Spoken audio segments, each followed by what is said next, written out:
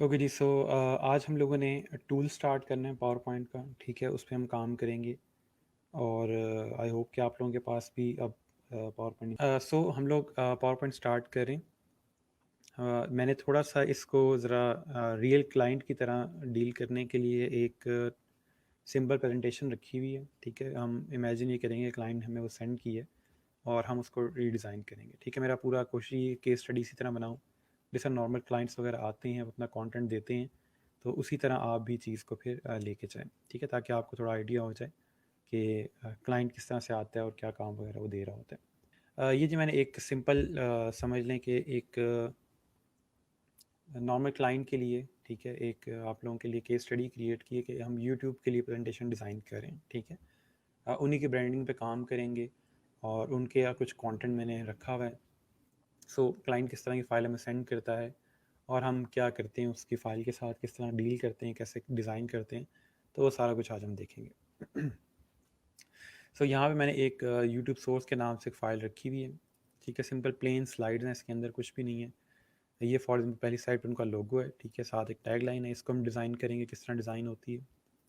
उसके बाद ये उनकी एक विजन स्लाइड है। ठीक है, फिर उनकी प्रोडक्ट की स्लाइड है कि मेन फीचर्स क्या हैं, उसके अंदर इसको हम डिज़ाइन करेंगे, साथ उन्होंने स्क्रीनशॉट दी हुई है। उसके बाद उनकी टीम है। ठीक है, इसको हम डिज़ाइन करेंगे कि ये इमेजेस वगैरह हैं और टीम है, सिंपल उसने प्लेन स्लाइड्स पर टेक्स्ट दिया हुआ है। और लास्ट में उनकी कॉन्टेक्स्ट स्लाइड है। तो ये सारी स्लाइड्स हैं जिनको हम लेके चलेंगे और देखेंगे कि हम किस तरह इनको बेहतर कर सकते हैं। ठीक है, कि हम इनको बेहतर डिज़ाइन करेंगे और जो कल चीज़ हमने पढ़ी हैं वो सारी इसके अंदर इम्प्लीमेंट करेंगे। कल के लेक्चर में से अगर आपको कोई क्वेश्चन नहीं है तो हम इसको फिर स्टार्ट करते हैं। तो ये 5 स्लाइड्स हैं, अगर ये हमारी डिज़ाइन हो जाए इन 2 दिनों में तो ये बड़ी बात है। इन्हीं पे हम लोग एनिमेशंस वगैरह, ट्रांजिशंस वगैरह और बाकी ग्राफिक्स वगैरह वो सब कुछ अप्लाई करेंगे। फिर इसके बाद एक और डिटेल प्रेजेंटेशन क्रिएट करेंगे, इसमें इनसे कंटेंट ज़्यादा होगा। अभी ये कंटेंट बहुत कम है इनके ऊपर, तो हम आगे चल के और ज़्यादा कंटेंट वाली स्लाइड्स भी डिज़ाइन करेंगे। बट क्योंकि अभी हम पावर पॉइंट बिल्कुल पहली दफ़ा स्टार्ट कर रहे हैं तो इसलिए ज़रा ईजी वाली चीज़ स्टार्ट करेंगे और फिर ये है कि आगे चल के ज़रा मुश्किल वाले पे जाएंगे। ठीक है, सो मुझे स्टेप्स बताते जाएं। हमने जो स्टेप पढ़े थे कल, पहला स्टेप क्या है प्रेजेंटेशन डिज़ाइन करने का, हमने कुछ प्रोसेस पढ़ा था, कोई स्टेप्स पढ़े थे, पहला स्टेप क्या था उसके अंदर, वो स्टेप बताएं ज़रा मुझे। अच्छा जी, पहला हमारा स्टेप ये था कि हम कंटेंट से गो थ्रू करेंगे। तो हमने एक दफ़ा कंटेंट से गो थ्रू कर लिया। ठीक है, जो भी हमारा कंटेंट था उससे हमने गो थ्रू कर लिया। सेकंड पॉइंट ये है आपका कि आप जितने भी उसके ओवरऑल समझ लो कि एक तो पहली बात है कि न्यू फाइल क्रिएट कर रहे होते हैं हम। ठीक है, मैं यहाँ पे एक न्यू फाइल क्रिएट करता हूँ राइट क्लिक करके और न्यू में जाके यहाँ से पावर पॉइंट प्रेजेंटेशन, इसका हम नाम रख देंगे यूट्यूब। मैंने आपको कहा क्लाइंट का नाम रख लिया करें, वो यूनिक होता है ज़रा, तो हमारे पास क्लाइंट का नाम ने रख लिया। उसके बाद आपने इसके एसेट्स जो हैं वो ढूंढ लेने हैं। एसेट्स में इनका जो यूट्यूब का जो फॉन्ट है वो रोबोटो फॉन्ट यूज़ करते हैं। रोबोटो फॉन्ट आई गेस आपको यहाँ से मिल भी जाएगा। एक सेकेंड, गूगल पे पड़ा हुआ है रोबोटो फॉन्ट। ठीक है, गूगल पे यहाँ पे रोबोटो फॉन्ट की पूरी फैमिली मौजूद है, मैंने पहले ऑलरेडी इंस्टॉल की हुई है, तो जस्ट आपको दिखाने के लिए कि ये रोबोटो फॉन्ट यहाँ पे मौजूद है। ठीक है, उसके बाद आप लोगों ने मास्टर स्लाइड क्रिएट करनी होती है। फ़िलहाल हम मास्टर स्लाइड अभी नहीं क्रिएट करें क्योंकि बिल्कुल ज़रा न्यू चीज़ है, थोड़ी सी मुश्किल है मास्टर स्लाइड। इस तमाम पूरे लेक्चर्स में सबसे ज़्यादा टेक्निकल जो चीज़ है, मुश्किल नहीं कहेंगे, टेक्निकल जो चीज़ है जो पहले आपको बिल्कुल आइडिया नहीं है उस चीज़ का, वो मास्टर स्लाइड या मास्टर डेक क्रिएट करना है, तो वो हम ज़रा आगे चल के करेंगे। फ़िलहाल उसको हम स्किप कर रहे हैं, वो बाद में भी क्रिएट हो सकता है, उसका कोई इतना इशू नहीं है। ये 5 स्लाइड्स हैं, इसके अंदर इतना हमें वो क्रिएट करने की ज़रूरत भी नहीं है। तो जस्ट आप लोगों को वो चीज़ स्किप करवा रहा हूँ, वो आगे चल के हम कर लेंगे क्योंकि उसमें आपको थोड़ा सा पावर पॉइंट का पता होना चाहिए, तब जाके आप उसको बना सकते हैं। तो अभी हमें पावर पॉइंट का कुछ नहीं पता, तो इसलिए फ़िलहाल उसको हम स्किप कर रहे हैं।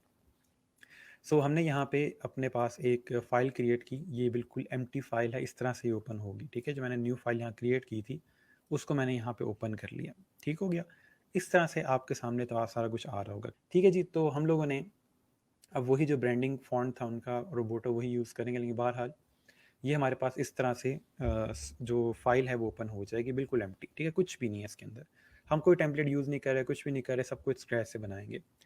अब मैं जब यहाँ पे देखता हूँ तो यहाँ पे लिखा है click to add first slide, यानी कि आपने कुछ भी नहीं करना, क्लिक करना है तो आपकी यहाँ पे पहली स्लाइड टेक्निकली ये यहाँ पे ऐड हो गई है। ठीक है, पहले यहाँ पे कोई स्लाइड नहीं है, ये पूरी बार खाली है। मैं यहाँ क्लिक करूँगा तो ये पहली स्लाइड यहाँ पे ऐड कर देगा। ठीक है, उसके बाद टॉप पे देखें तो यहाँ मल्टीपल बैनर्स आ रहे हैं, ठीक है, ये बैनर्स का ऑप्शन दिया हुआ है यहाँ पे उसने, सॉरी, ठीक है। तो इसके अंदर हर जगह पे डिफरेंट ऑप्शंस हैं। ये क्या काम करते हैं इनको भी हम देखेंगे साथ साथ। नीचे इसके यहाँ पे स्लाइड नोट्स आ रहे हैं, इसको आप यूँ ऊपर भी कर सकते हो। डिज़ाइनर के इससे कोई काम नहीं है। नॉर्मली होता है कि क्लाइंट अगर आपको कोई फाइल सेंड करता है तो उसने यहाँ पे नोट्स नीचे ऐड किए होते हैं। तो आपका सिर्फ ये काम है कि आपके क्लाइंट ने यहाँ पे जो नीचे नोट्स वगैरह ऐड किए हैं इस तरह से, आपने वो कॉपी करके वापस जो नई स्लाइड डिज़ाइन करें उसके नीचे पेस्ट कर दें, ताकि क्लाइंट को इशू ना हो, उसके नोट्स लूज़ ना हो, ठीक है, यानी कि वो गुम ना हो जो नोट्स। तो सिर्फ ये होता है कि नीचे जो नोट्स दिए हुए वो आप यहाँ पे कॉपी किए जाते हो। फिलहाल नोट्स नहीं है तो मैं ये नोट्स वाली बार हाइड कर रहा हूँ यहाँ नोट्स पे क्लिक करके, ठीक है जी। सो उसके अलावा यहाँ पे जूम इन जूम आउट का ऑप्शन भी दिया हुआ है, यहाँ से आप जूम आउट कर सकते हो, जूम इन कर सकते हो, ठीक है। कंट्रोल से भी जूम इन जूम आउट हो जाता है इसके अंदर।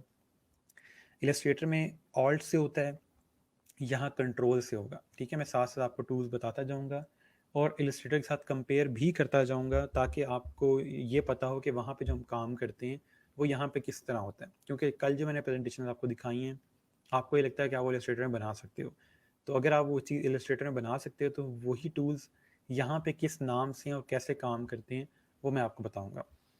एक चीज़ याद रहे, हम फीचर्स के लिहाज से पावर पॉइंट और इलस्ट्रेटर को कंपेयर नहीं कर सकते कि जी इसमें ये चीज़ है उसमें तो वो है ही नहीं, तो ये कमतर है या वो बरतर है, ऐसा नहीं हो सकता। ये जो टूल है ये बना हुआ है बिजनेस प्रेजेंटेशंस के लिए, ठीक है, बिजनेस लोगों के लिए जिनको डिज़ाइनिंग नहीं आती, डिज़ाइनर्स के लिए टूल नहीं बना हुआ। इलस्ट्रेटर बना हुआ है इलस्ट्रेशंस क्रिएट करने के लिए, डिज़ाइनर्स के लिए। तो उसके टूल्स ज़्यादा टेक्निकल हैं, ज़्यादा डिटेल्ड हैं, ज़्यादा फ्लेक्सिबल हैं। पावर पॉइंट बिजनेस पीपल के लिए है, डिज़ाइनर्स के लिए नहीं है। तो इसलिए इसके टूल ज़्यादा सिंपल हैं, ज़्यादा ईजी टू यूज़ हैं, और उसी तरह से इसमें फ़ीचर्स भी उसके लिहाज से ज़रा कम होंगे। लेकिन जो नए वर्जन आ रहे हैं उनके अंदर उन्होंने पूरी कोशिश की है कि हर टूल दिया जाए, ठीक है। तो मैं साथ साथ कंपेयर जो करूँगा वो सिर्फ इसलिए करूँगा ताकि आपको पता हो कि जो काम आप वहाँ पे करते हो वो यहाँ पे किस तरह होगा, ठीक है। बाकी इन दोनों का कोई कंपैरिजन बनता नहीं है, इसका काम और है, उसका काम और है, ठीक है। ओके, सो यहाँ पे हमारे सामने एक स्लाइड ऐड हो गई है। अब सवाल ये स्लाइड साइज़ क्या होगा, ये जो स्लाइड साइज़ है ये क्या स्लाइड साइज़ है जो हम यहाँ यूज़ करें, ये क्या साइज़ स्लाइड है। तो वो साइज़ थोड़ा सा हम यहाँ पे देखेंगे। वो साइज़ कहाँ सेट होगा, वो सिंपल यहाँ पे आप डिज़ाइन में जाओगे, टॉप पे बैनर आ रहा है डिज़ाइन का, इस पर क्लिक करोगे और यहाँ पे आ रहा है स्लाइड साइज़, बिल्कुल कॉर्नर पे। ये हम सारी चीज़ें देखेंगे लेकिन एक एक करके, ठीक है। यहाँ स्लाइड साइज़ पे क्लिक करता हूँ तो ये दो साइज़ मुझे दे रहा है, 16:9 और 4:3। 16:9 का मैंने बहुत दफ़ा पहले भी जिक्र किया हुआ है। ये जो रेशो है ये इसने यहाँ पे पिक्सल्स में कोई साइज़ नहीं दिया हुआ, ये इसने रेशो दी हुई है यहाँ पे, ठीक है। क्योंकि आपका जो पावर पॉइंट है वो पिक्सल्स पे काम नहीं कर रहा होता, वो रेशो में ही काम करता है, क्योंकि आपकी चीज़ प्रोजेक्टर पे शो होनी है और जो टेक्स्ट आप ऐड कर रहे हो, जो शेप्स आप ऐड कर रहे हो वो सारी वेक्टर हैं।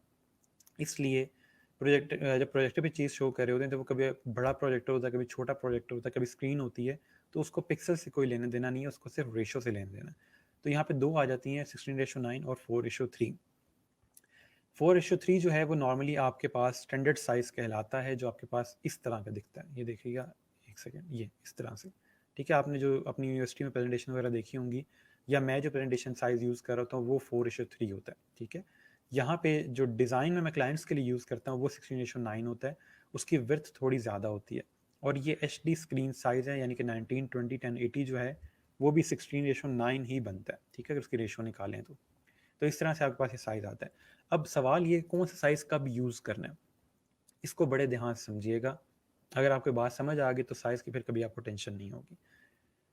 स्टैंडर्ड साइज़ हम तब यूज़ करते हैं जब हमारे पास टेक्स्ट कम हो, ठीक है। कंटेंट कम है, टेक्स्ट कम है, तो फिर हम 4:3 यूज़ करेंगे। क्यों? क्योंकि इसकी विड्थ कम होती है, इसमें टेक्स्ट हम इजीली जो थोड़ा टेक्स्ट है वो यहाँ पे सेट कर सकते हैं। मैं जो स्लाइड्स बना रहा होता हूँ आपके कोर्स के लिए, उसके अंदर टेक्स्ट हमेशा मैं कम रखता हूँ, और कोशिश भी ये होती है कि कम टेक्स्ट हो ताकि आपका ध्यान स्लाइड्स की तरफ ना हो, मेरी तरफ हो, और फिर उसी वजह से आपका कंटेंट भी कम होता है, तो मैं फिर 4:3 यूज़ कर रहा होता हूँ। लेकिन अगर आपके पास टेक्स्ट बहुत ज़्यादा है और आपका कंटेंट ज़्यादा है तो आप 16:9 यानी कि सेकंड जो वाइड स्क्रीन का ऑप्शन है वो यूज़ कर रहे होते हो, ठीक है। यानी कि आपके पास कंटेंट ज़्यादा है, आपको सब कुछ एडजस्ट करना है स्लाइड पे, तो फिर आप अपना जो साइज़ है वो इंक्रीज़ कर लेते हैं। दूसरी चीज़, कभी क्लाइंट से पूछने की ज़रूरत नहीं है कि आप कौन सा स्लाइड साइज़ यूज़ करना चाहते हो। क्लाइंट घबरा जाता है कि पता नहीं मैं कहीं गलत चूज़ ना कर लूँ, उससे मेरी प्रेजेंटेशन ख़राब ना हो जाए, तो उसको टेंशन नहीं लेनी आपने। आप देखो अगर क्लाइंट ने आपको 16:9 के अंदर फाइल सेंड की है तो आप 16:9 में ही डिज़ाइन करोगे। अगर वो आपको 4:3 में अपनी फ़ाइल सेंड करता है और आपको लगता है कि नहीं कंटेंट ज़्यादा है, मुझे यहाँ पे 4:3 काम नहीं करेगी, मुझे 16:9 यूज़ करनी चाहिए, तो उस सिनेरियो में आप क्लाइंट से पूछ सकते हो कि आपने 4:3 यूज़ की हुई है, उसमें कंटेंट जो है वो बहुत ज़्यादा है, तो अगर मैं इसकी वाइड स्क्रीन यूज़ कर लूँगा तो कोई इशू तो नहीं है। आप उसको बता सकते हो कि प्रोजेक्टर के ऊपर कोई मसला नहीं आएगा, आपकी स्क्रीन क्रॉप नहीं होगी, ठीक है।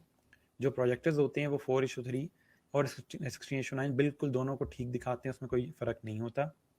सिर्फ ये है कि इसके अंदर कंटेंट ज़्यादा आ जाता है। तो इसलिए आप क्लाइंट से पूछ सकते हैं कि जी आपको जो साइज़ चाहिए वो 16:9 होना चाहिए या 4:3 होना चाहिए, अगर उसने 4:3 का आपको साइज़ सेंड किया। अगर वो 16:9 ही सेंड करा तो फिर पूछने की ज़रूरत नहीं है, ठीक है। और 4:3 वाले में भी तब हम पूछेंगे अगर उसकी स्लाइड्स के ऊपर टेक्स्ट बहुत ज़्यादा है और आपको लगता है कि नहीं यहाँ पे मुझे विड्थ ज़्यादा चाहिए, तो फिर आप पूछेंगे। अगर उसके पास 4:3 के अंदर ही टेक्स्ट कम है और नॉर्मल स्लाइड्स हैं तो फिर आप उससे नहीं पूछेंगे। यानी कि मेरा हमेशा यही कहना होता है कि आप लोग जितने कम सवाल करें क्लाइंट से उतना बेहतर है। लोग बहुत ज़्यादा कम्युनिकेशन शो करने के लिए और क्लाइंट को चीज़ें शो करने के लिए, जो हम आपसे पूछ के हर चीज़ करेंगे, तो वहाँ पे अक्सर का क्लाइंट कहते हैं कि भाई डिज़ाइनर आप हैं, मुझे किस लिए आप पूछ रहे हैं, कह रहे हैं, आप जो दिल कहता है करें, मैंने आपको पैसे दिए हैं और आपका ये काम है, ठीक है। इस तरह के फिर क्लाइंट आगे से आ जाते हैं। तो बजाय इसके कि आप हर चीज़ क्लाइंट से पूछें, कोई ऐसी चीज़ जिससे आपके प्रोजेक्ट के ऊपर इशू नहीं बन रहा, तो उसमें कोई मसला नहीं, ठीक है। बार बार हर लोग होते हैं, हर चीज़ बार बार क्लाइंट से पूछ रहे हैं, तो कोशिश करें कि या तो एक ही दफ़ा सारी चीज़ें पूछ लें, ठीक है, या फिर ये है कि जो चीज़ ज़रूरी नहीं है वो बेशक स्किप भी कर दें, ठीक है। कोशिश करें कि कम से कम सवाल करें उससे। अच्छा जी, उसके बाद हमारे पास ये हमने चीज़ क्लियर कर ली कि हमारे पास जो हमारा स्लाइड साइज़ है वो हम 16:9 यूज़ कर रहे हैं, ठीक है। और हमारे पास कंटेंट जो है हम उसके लिहाज से, क्योंकि क्लाइंट ने 16:9 यूज़ किया तो हम भी वही यूज़ करेंगे, हमें चेंज करने की ज़रूरत नहीं, ठीक है। अच्छा, उसके बाद कुछ मैं ऑब्जेक्ट्स आपको दिखाता हूँ कैसे काम करें, फिर हम उसके बाद आगे डिज़ाइन पे चलते हैं, ठीक है। अच्छा, सबसे पहले यहाँ पे उसने दो हमें चीज़ें दी हुई हैं टेक्स्ट ऐड करने के लिए, इनको कहते हैं प्लेस होल्डर, ठीक है। प्लेस होल्डर क्या करता है के लिए आपके लिए जगह बना के रखता है कि आप यहाँ पे टेक्स्ट ऐड करें या यहाँ पे टेक्स्ट डालें, ठीक है। तो उसने यहाँ पे दो प्लेस होल्डर हमें दिए हुए हैं।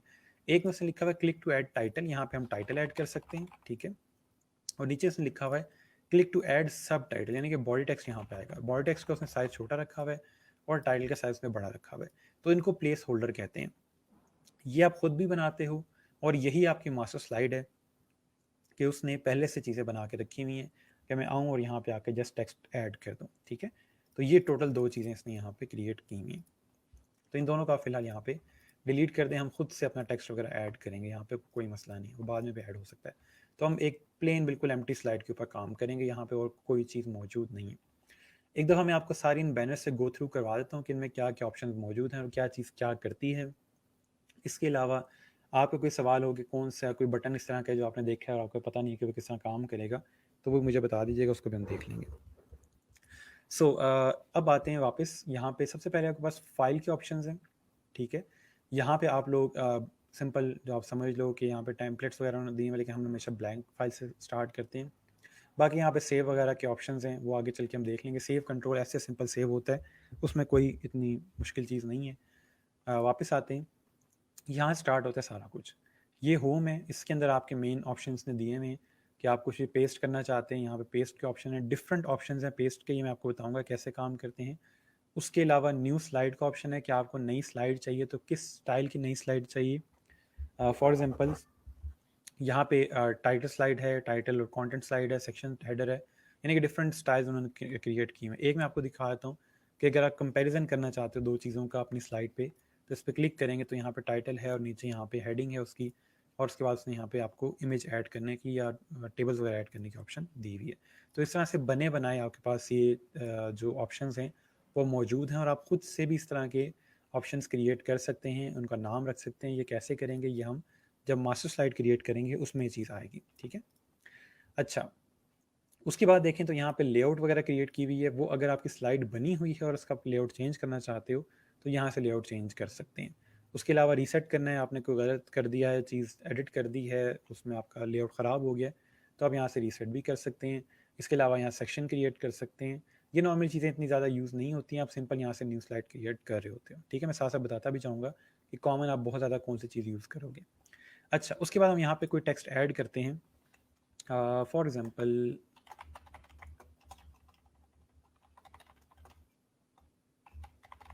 ठीक है, यहाँ पे हमने लेक्चर 40 लिख दिया और उसके बाद हम इसको फॉर एग्जांपल मैं यहाँ से फ़ॉन्ट इसका बड़ा कर रहा हूँ, ठीक है। ये वर्ड में नॉर्मली चीज़ें हैं, बिल्कुल सिंपल चीज़ें, इतनी आपको पता होंगी कि यहाँ से हम फ़ॉन्ट कम ज़्यादा कर सकते हैं, ठीक है।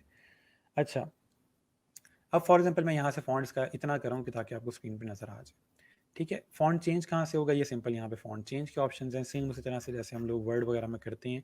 मैं एज्यूम ये कर रहा हूँ कि एटलीस्ट आपने वर्ड कभी यूज़ किया होगा, ठीक है। नहीं भी यूज़ किया तो मैं साथ से यहाँ करके भी दिखा रहा हूँ, ठीक है, ताकि आपको पता हो, ठीक है। तो ये यहाँ से आप लोग फ़ॉन्ट वगैरह इस तरह से चेंज करोगे। उसके अलावा और क्या चीज़ें हैं चेंज करने को, बोल्ड कर सकते हैं, इटैलिक कर सकते हैं, अंडरलाइन कर सकते हैं, शेडो दे सकते हैं यहाँ से, जो कि हम कभी नहीं देंगे। उसके अलावा आप स्ट्राइक ये यूज़ कर सकते हो, या आप कभी कोई इसमें टेक्स्ट लिखना है आपने जिसको दिखा रहे हैं कट करना है, तो उसके लिए यूज़ कर सकते हैं, वरना कोई इसका काम नहीं है। उसके अलावा एक और जो चीज़ बहुत यूज़ होती है वो आपके पास यहाँ पे स्पेसिंग है टेक्स्ट की, ठीक है। इसमें लूज़, वेरी लूज़ लिखा हुआ है, क्योंकि ये डिज़ाइनर्स नहीं यूज़ करते, इसलिए यहाँ पे उस तरह से ऑप्शन नहीं दी हुई कि आपने कितनी स्पेसिंग देनी है, तो सिंपल उसने आसान अल्फाज में लिखा हुआ है लूज़ या वेरी लूज़, ठीक है।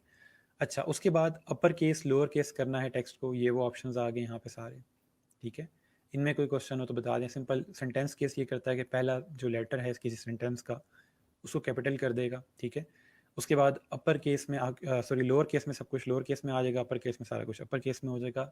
कैपिटलाइज ईच वर्ड में हर लेटर कैपिटल हो जाएगा, और टॉगल केस के अंदर कोई लेटर कैपिटल होगा कोई स्मॉल होगा तो उसको मिक्स कर देगा, ठीक है। तो ये आपके पास इस तरह से ऑप्शन दी हुई है। उसके बाद आपके पास कलर चेंज करना ऑप्शन है, टेक्स्ट का कलर यहाँ से चेंज हो सकता है, ठीक है, जो भी कलर आप देना चाहो, ठीक है, कलर चेंज हो जाएगा।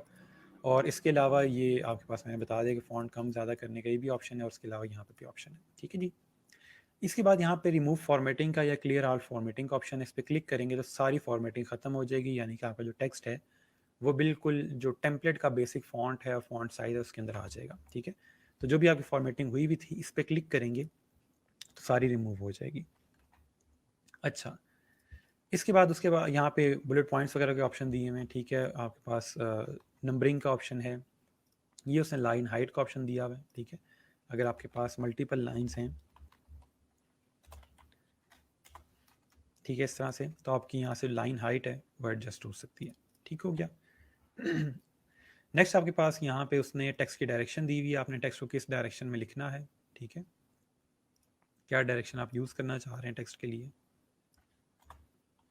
और ये रोटेट का ऑप्शन आ रहा है। अच्छा, एक चीज़ कि इसके अंदर उस तरह से टेक्स्ट बड़ा नहीं होता जैसे हम लोग इलस्ट्रेटर में करते हैं कि यहाँ से पकड़ के उसको बड़ा छोटा करेंगे, तो वो चीज़ के अंदर मौजूद नहीं है, आपको टेक्स्ट हमेशा यहाँ से बड़ा छोटा करना होगा, ठीक हो गया।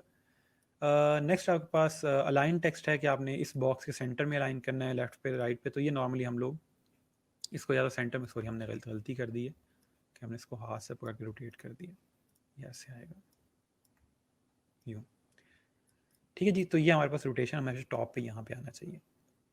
उसके बाद वो कह रहा है कि आपने टेक्स्ट को मिड में रखना है, सेंटर में रखना है, तो वो चीज़ भी आपके इस बॉक्स के सेंटर में या मिड में आती है, ठीक हो गया। नेक्स्ट ये स्मार्ट आर्ट है, इसको आगे चल के देखेंगे जब हम लोग कोई डिज़ाइन क्रिएट कर रहे होंगे, वहाँ पे आपको चीज़ करवा दूंगा। ये टेक्स्ट की एडिटिंग है सारी, ठीक है, ये जो मेन टेक्स्ट पे आप एडिटिंग कर रहे होते हो वो यहाँ से आती है। मज़ीद टेक्स्ट की एडिटिंग जो है वो फॉर्मेट में जाके टॉप पे फॉर्मेट का ऑप्शन आएगा। अक्सर बच्चे कहते हैं मेरा फॉर्मेट का ऑप्शन नहीं आ रहा, तो ये देखें मेरा भी फॉर्मेट का ऑप्शन नहीं आ रहा, तो फिर वो पहले वाला कहाँ से आया था, वो जो पहले वाला आया था वो तब आया था जब मैंने इस पर क्लिक किया और इसको सिलेक्ट किया, ठीक है। तो ये फॉर्मेट का ऑप्शन आ जाएगा, ठीक है, इस तरह से यहाँ पे इस पर क्लिक करेंगे तो ये आपको मज़ीद ऑप्शन दे देगा। आप यहाँ से बैकग्राउंड भी क्रिएट कर सकते हैं इसका, जो भी बैकग्राउंड आप रखना चाहो इस तरह से, ठीक है। उसके अलावा आउटलाइन आप क्रिएट कर सकते हो इस पूरे बॉक्स की, आउटलाइन आपको नज़र नहीं आ रही होगी, मैं थोड़ी सी शार्प आउटलाइन यहाँ पे ऐड करता हूँ, और यहाँ से आउटलाइन का जो स्ट्रोक है वो कम ज़्यादा हो सकता है, ठीक है। यहाँ पे इससे भी ज़्यादा कर सकते हैं, आगे चल के वो दिखाऊंगा कहाँ से होता है, ठीक हो गया। तो यहाँ पे इसने स्ट्रोक वगैरह दिया हुआ है, तो ये आप इस तरह की एडिटिंग कर सकते हो। ये भी ज़रा भी अच्छा नहीं लग रहा है, इसको फिलहाल यहाँ से डिलीट कर देते हैं। फिलहाल मैं आपको ये चीज़ें और दिखा दूँ। यहाँ पे और फॉर्मेटिंग मौजूद है, बने बनाए पड़े हुए, इनमें से आपने कभी कोई यूज़ नहीं करना, बराए मेहरबानी ये कुछ ना कीजिएगा कभी भी यूज़, क्योंकि ये बनी बनाई चीज़ है और क्लाइंट खुद भी देखता है ये चीज़, तो उसको लगता है कि ये तो कोई काम नहीं किया इसने, तो मैं खुद भी कर सकता था, तो फिलहाल इसको नहीं यूज़ करेंगे। उसके बाद टेक्स्ट का फिल है, यानी कि टेक्स्ट का कलर है, उसके बाद टेक्स्ट की आउटलाइन भी है यहाँ पे मौजूद, जो हम कभी यूज़ नहीं करेंगे, ठीक है। ये समझ लें कि ये ऑप्शन मौजूद ही नहीं है, ये इंतहाई बुरी लगती है चीज़। उसके अलावा टेक्स्ट का शेडो है, जो मैंने आपको मना किया कि टेक्स्ट का शेडो हम नहीं डालते। रिफ्लेक्शन है टेक्स्ट की, कभी आपको कोई बहुत ज़रूरत पेश आ जाती है, वरना आपने कभी नहीं यूज़ करना, ये भी कोई डिज़ाइन अच्छा नहीं है। ग्लो भी टेक्स्ट का हम नहीं यूज़ करते। उसके अलावा यहाँ पे 3D इफेक्ट है टेक्स्ट का, वो भी कभी यूज़ नहीं करते।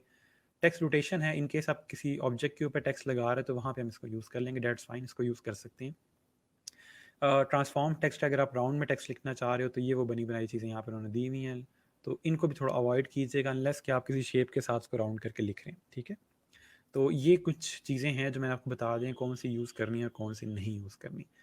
बाकी यहाँ पे और चीज़ें आगे चल के हम साथ साथ इस्तेमाल करते जाएंगे। तो ये आपकी टेक्स्ट एडिटिंग है, जो फ़िलहाल सिर्फ इतनी है और इसी के अंदर आपने प्ले करना है। ओके, सो ये चीज़ थी टेक्स्ट के लिए। अब आपके शेप्स पे आ जाते हैं। यहाँ पे बनी बनाई शेप्स मौजूद हैं। इलस्ट्रेटर की तरह आपको शेप्स बनाने की ज़रूरत नहीं पेश आती, यहाँ पे हर शेप बनी हुई है। तो कोई भी शेप फॉर एग्जांपल हम यहाँ से ले लेते हैं। लेट्स से मैं एक ये सर्कल शेप लेता हूँ और इस तरह से शिफ्ट प्रेस करके एक सर्कल क्रिएट करता हूँ, ठीक है। अब शेप्स का क्या कुछ है इसके अंदर मौजूद वो दिखाता हूँ जल्दी से। आप शेप्स के कलर चेंज कर सकते हो, होम पे आते हैं तो यहाँ पे आप कलर वगैरह चेंज कर सकते हो। उसके अलावा आपको यहाँ पे उसने वेट का ऑप्शन दिया हुआ है, यानी कि आपके आउटलाइन का ऑप्शन यहाँ मौजूद है, ठीक है। आप कोई भी आउटलाइन इसकी क्रिएट कर सकते हो।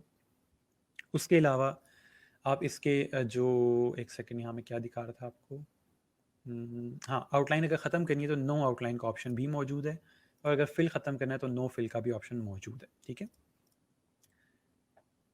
ओके, उसके अलावा आपकी कोई शेप बनी हुई है किसी स्पेसिफिक साइज़ के अंदर, ये बड़ा अच्छा ऑप्शन है कि आपकी कोई स्पेसिफिक साइज़ के अंदर शेप बनी हुई है और आप उसी शेप को चेंज करना चाहते हैं कि अभी ये सर्कल क्रिएट हुआ है, मुझे फॉर्मेटिंग चेंज नहीं करनी, मुझे साइज़ चेंज नहीं करना, इसी के अंदर मुझे शेप चेंज करनी है। एक तो तरीका ये है कि मैं यहाँ पे स्क्वायर ला के एग्जैक्ट इतने एरिया में बना दूँ, लेकिन कभी कोई कम्प्लेक्स शेप है तो वो चेंज कैसे होगी।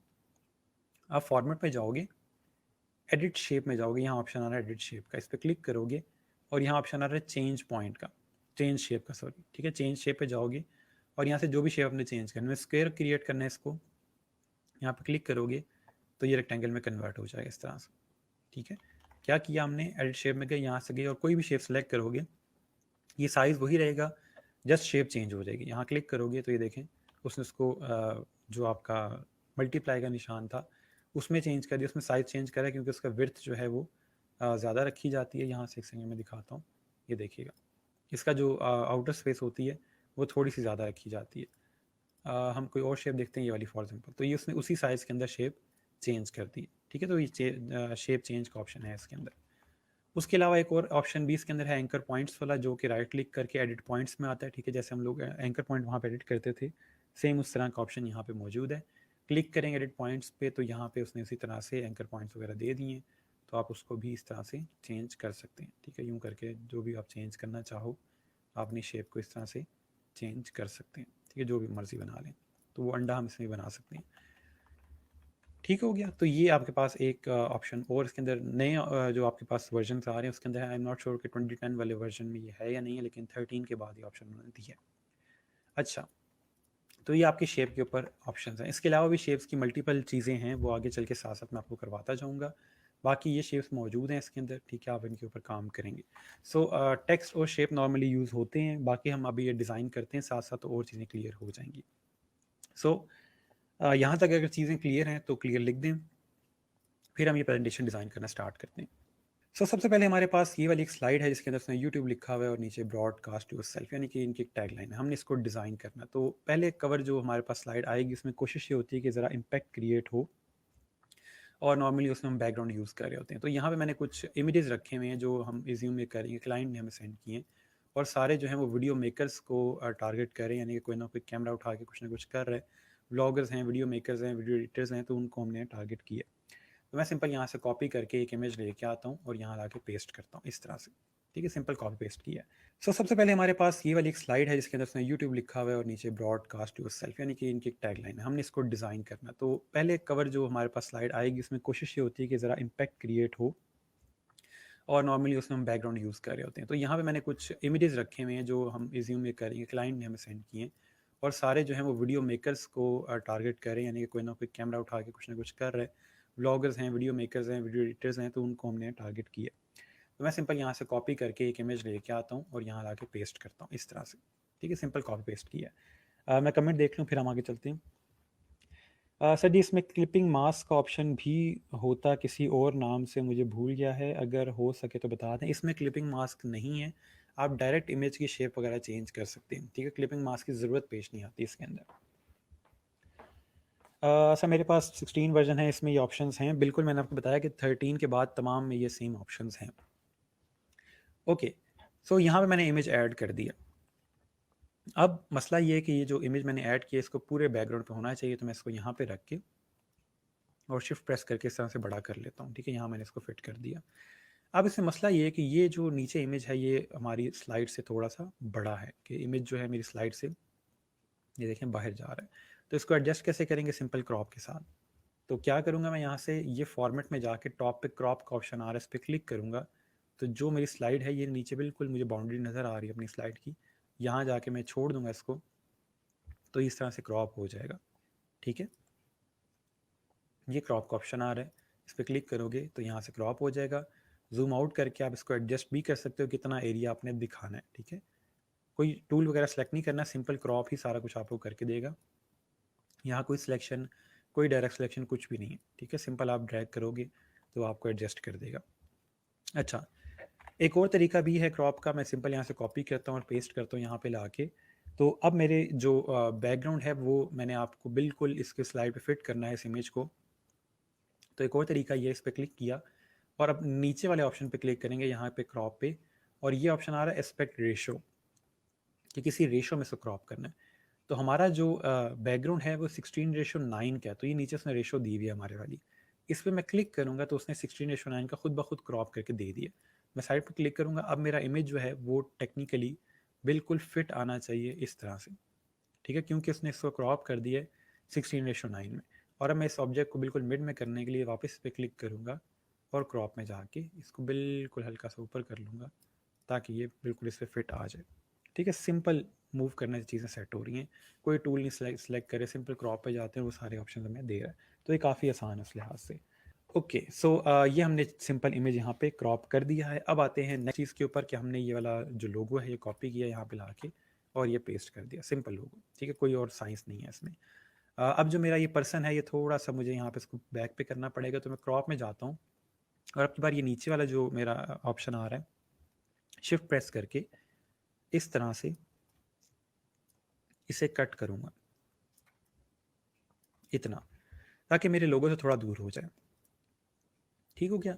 एक चीज़ याद रखिएगा, ये आपको एक चीज़ बता रहा हूँ, टिप है जस्ट फॉर द फोटोग्राफी, कि जब भी हम लोग किसी भी चीज़ को, किसी पर्सन को, किसी इंसान को क्रॉप करते हैं तो हमेशा उसके एंकल से क्रॉप करते हैं, यानी कि उसके अगर पैर काट रहे हैं या हाथ काट रहे हैं तो हमेशा उसको ये इतना क्रॉप करेंगे। अगर यहाँ पे आप इस तरह क्रॉप करते हो तो ये बड़ा ऑड सा लगता है, हल्के से जूते भी नज़र आ रहे हैं तो वो प्रॉपर बनती नहीं है चीज़।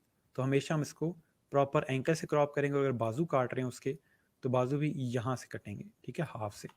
तो ये कसाईयों वाला एक तरह समझ लें कि आपको मैंने दी है टिप, लेकिन मेन चीज़ ये है कि कट जो करेंगे हम उसको हमेशा एंकल्स के ऊपर से करेंगे ताकि वो नेचुरल फील दे। ओके, सो यहाँ पे हम लोगों ने यूट्यूब ऐड कर दिया, उसके बाद उनका ये नीचे जो टेक्स्ट है ये सिंपल कॉपी करूँगा और यहाँ ला के पेस्ट कर दूँगा। ठीक है जी, अब इसे फॉर्मेटिंग करनी है। हमने पढ़ा है कि रोबोटो फॉन्ट जो है, यहाँ से मैं रोबोटो फॉन्ट सर्च करता हूँ, रोबोटो कंडेंस हम यूज़ कर लेते हैं और इसका मैं साइज़ बड़ा कर लेता हूँ और ये इस तरह से हमारे सामने आ जाएगा, बल्कि इसकी विड्थ ज़्यादा करते हैं और साइज़ छोटा करते हैं इस तरह से।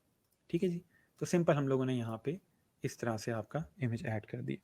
अच्छा, यहाँ पे इसकी मैं विड्थ थोड़ी सी कम करूँ इसके टेक्स्ट बॉक्स की, और इन दोनों को मैं राइट क्लिक करके यहाँ से ग्रुप में जाके ग्रुप कर रहा हूँ, तो वो ग्रुप वाला ऑप्शन यहाँ पे भी मौजूद है।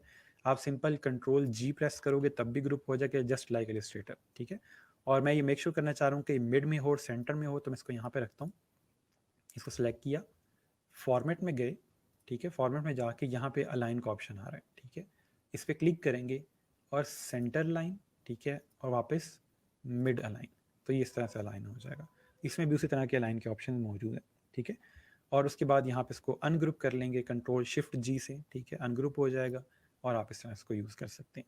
अब ये हम लोगों ने पहली इसकी स्लाइड क्रिएट कर दी। इसमें थोड़ी सी मैंने एक एडिशनल चीज़ रखी हुई है, अगर आप इसको और ऐड करना चाहो तो यहाँ पे मैंने PNG क्लाउड ऐड किया हुआ है, ये सिंपल क्लाउड है, तो क्योंकि ये क्लाउड्स में खड़ा हुआ है तो हम इस तरह से यहाँ पे हल्का सा इधर या इधर नीचे हल्का सा क्लाउड ऐड कर सकते हैं, just to give an detail, ठीक है, हल्की सी और डिटेल देने के लिए हमने यहाँ पे ऐड कर दिया।